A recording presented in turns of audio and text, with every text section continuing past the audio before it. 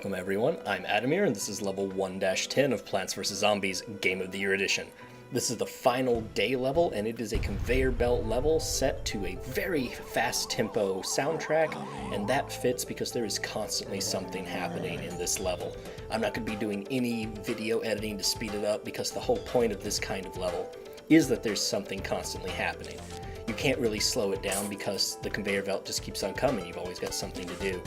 There's going to be an endless set of zombies coming in waves, and there's going to be two huge waves that'll really show off the fact that there's going to be just so much happening on the screen at once. Unlike the last time we saw walnuts on a conveyor belt, these are not the bowling type of walnuts. These are just the regular walnuts. You place them and they are a walnut. They do walnut things. The cherry bombs and every other plant function exactly the same in this level as they do in normal levels as well.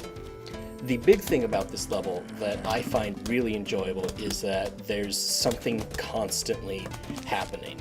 I'm trying to go by a plan here where I put, the pea shooters in the first column and the repeaters in the second column and the snow peas in the third column and all of this because I like to keep things nice and pretty. But the thing about conveyor belt levels is that you don't always have that option. You don't always have the luxury of putting things how you want them because you don't get to choose the order that the plants appear in. And that's fine. It's a fun little diversion from the way things usually are. In this level, we've got conehead zombies, we've got buckethead zombies, we've got pole vaulting zombies. Basically every type of zombie that we've seen hitherto is present now in this level.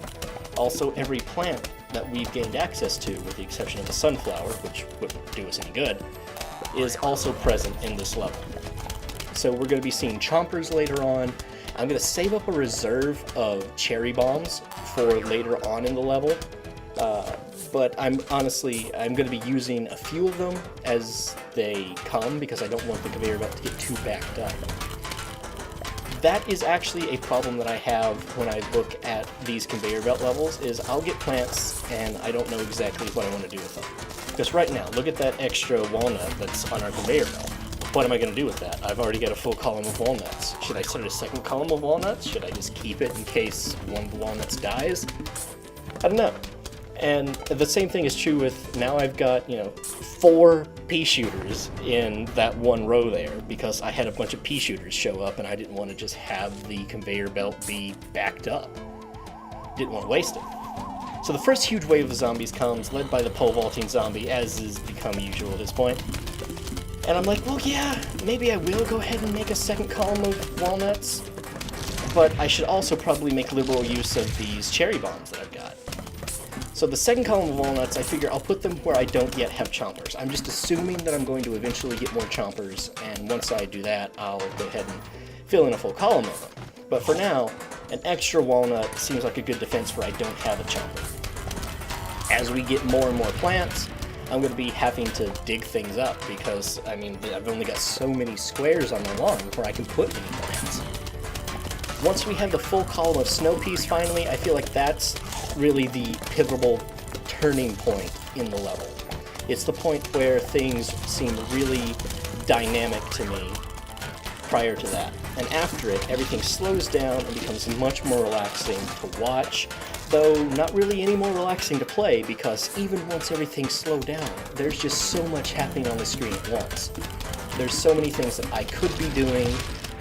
I'm having to constantly fight with myself to keep from getting the conveyor belt backed up. You can see me here wondering, well, what am I going to do? I've nearly got a full conveyor belt of plants. What plant am I going to place, and where am I going to place it?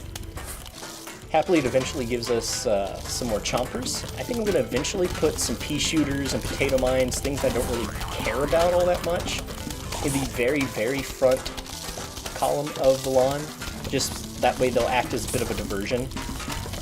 They're going to die and they won't really accomplish anything in dying, but it's a way to get rid of the plants from the conveyor belt, to have the chance to have better plants show up, and it's a way to slow the zombies down so they don't quite do as much damage to that poor little walnut. You can see right there in the second row, we've got a walnut there that's like halfway eaten or so, judging by the way that it looks. As we finally finish the column of chompers, the final wave approaches, and it's a doozy. You can't really see much of it on the screen at once, and that's perhaps one of the flaws of this game. It would be really nice if we could see, you know, them coming from the street or something, instead of there only being the 10 squares wide of the lawn. I mean, you see them come up on the screen, they instantly die because of all of the stuff that's hitting them. But they all die. Final zombie dies, we click our reward, a new seed packet for a new plant, which we'll see next level, the puff shroom.